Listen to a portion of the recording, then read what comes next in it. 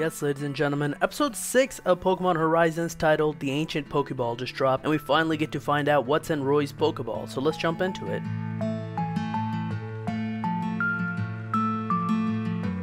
Continuing from the last episode where Amethio tries to get Liko, Liko's pendant once again protects her. Freed and Charizard are stopped by Coney and Zur, so Liko and Roy have to battle together against Amethio. Amethio tells them that they can try and take him on together as he brings out a Surge. Liko and Roy try to attack together, but their attacks are brushed off. They even try a second time, and again their attacks are brushed off, and both Sprigatito and Fuecoco are hit with a Psycho Cut. This activates both Blaze and Overgrow on the two Pokemon, but once again, they try a third time and their moves don't do anything, and instead, the two Pokemon are sent flying with Phantom Force. As Roy tries to go to save his Fuecoco, Liko's pendant once again glows, but this time, so does Roy's Pokeball, and a giant yellow flash comes out, unlocking the Pokeball. Out comes a shiny terastallized Rayquaza. It doesn't have any particular terastallization crown, it just has like the diamond shine to it, and maybe it could be not terastallized, it could just be the styling of the Rayquaza, I'm not fully sure. As everyone is shocked, Rayquaza blasts a massive Draco Meteor, forcing the explorers to retreat. Roy tries to have the Rayquaza return to the Pokeball, but it can't, and Rayquaza sees Liko's pendant and looks at her before flying away. They head back to Roy's grandfather's house and discuss the Pokeball. Basically, Roy's grandfather found the Pokeball in the beach as a kid, but he never knew there was a Pokemon there.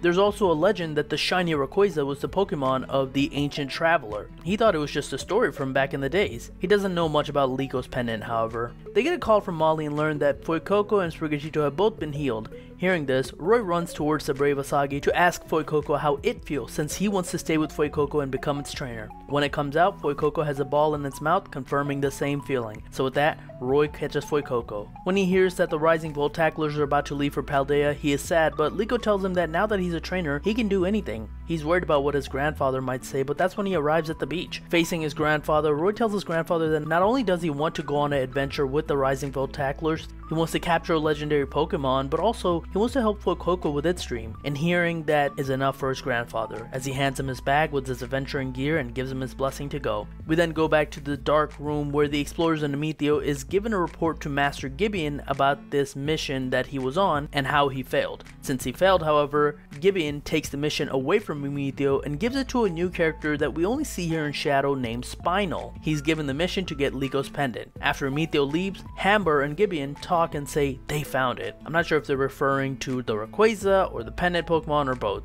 Regardless, Amethio is upset and he tells Coney and Zur that he's going after the black Rayquaza. It's evening and Roy's about to board the ship, and he says hi to Captain Pikachu before giving Freed the ship flag that he found in the beach. Once he puts it up, the ship begins to fly away, but as it does, the entire island folk come out to wish him well, including his grandfather. After tearing up and saying goodbye, Roy looks at the vast ocean and the sunset before saying that both him and Liko's adventure begins and that he will capture Rayquaza. This sort of feels like Go's goal. We'll have to see how it differs in this situation. But with that, the episode comes to an end. It finally feels like the first part of the anime, that being the setup, is finally over. However, it's already set up for its next part with the introduction of the new explorer, our heroes heading to Paldea, and it'll be interesting to watch how the next few episodes will go, as we'll really get a good idea as how the series will be structured. As for this episode, it was a nice wrap up. Roy got integrated to the cast, and we got more information on both the Pokeball, while leaving more mystery for the pendant. Why did the pendant resonate with the Pokeball? What's the connection between the Ancient Traveler and the baby Terapagos? And what are the Gibeon and the explorers looking for?